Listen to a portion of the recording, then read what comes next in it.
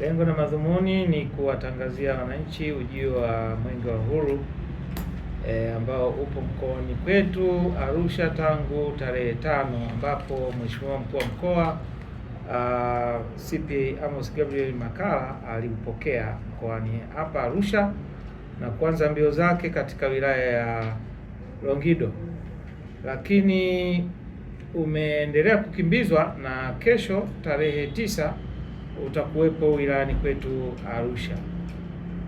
Hapa tunatarajia kupokea mwenge ifikapo saa 1:30 asubuhi katika uwanja wa magereza kule Kisongo, na Mwenge wa Uhuru utakimbizwa kupitia miradi 7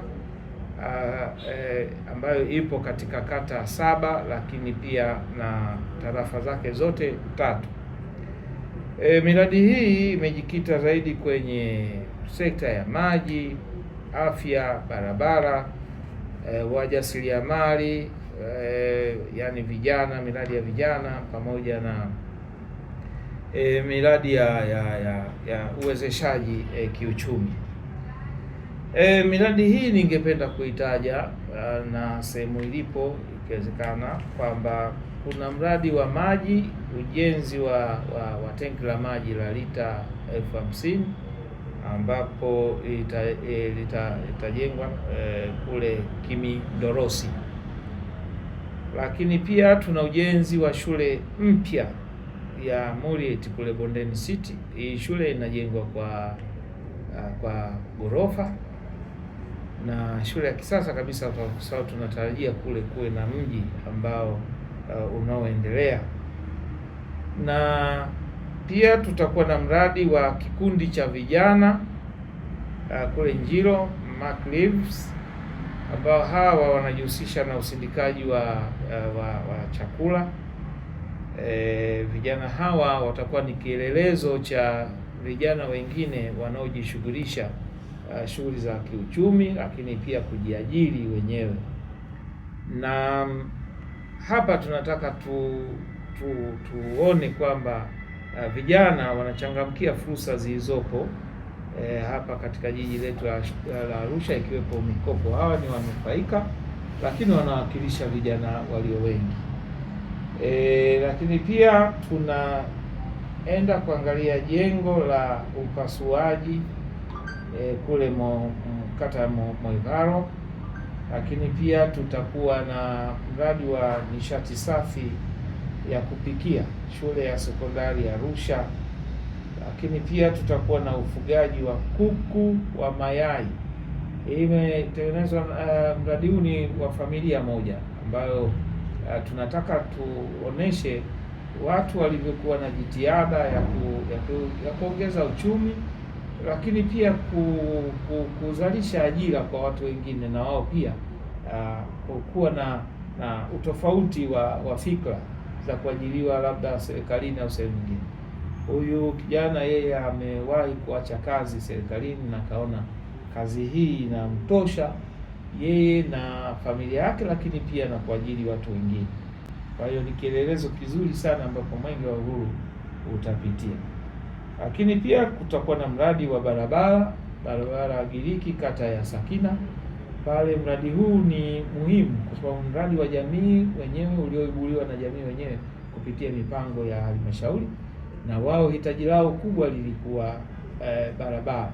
Lakini sio kwamba hakuna barabara nyingine ambazo zinatengenezwa. Kwa kipindi kimoja, hasa mwaka wa fedha huu 2026/27, tuna miradi mingi ya barabara na mpango mzima wa halmashauri yetu ya jiji. Karibu 75% mipango ya maendeleo itajikita kwenye utengenezaji na uboreshaji wa barabara. Bila umeona tuwapelekee wananchi Mwenge wa Uhuru pale Giriki, mtaa wa Giriki, kata ya Sakina, kwa sababu hawa wamekuwa kielelezo kizuri cha hitaji kama sehemu ya wananchi, na wamejitolea vizuri kwa kweli. Walipotakiwa tu kuweka uwazi unaopitika kwa barabara, wamekuwa wamejitolea kuvunja nyumba zao wenyewe, kupisha ujenzi wa barabara ipite kwa jitihada kubwa. Na tena tumeona ni vizuri wananchi wameendelea kuomba barabara. Awali ilikuwa mpango ni kujenga barabara ya kilomita 1.1, ili hali ile barabara ina urefu wa kilomita 1.5.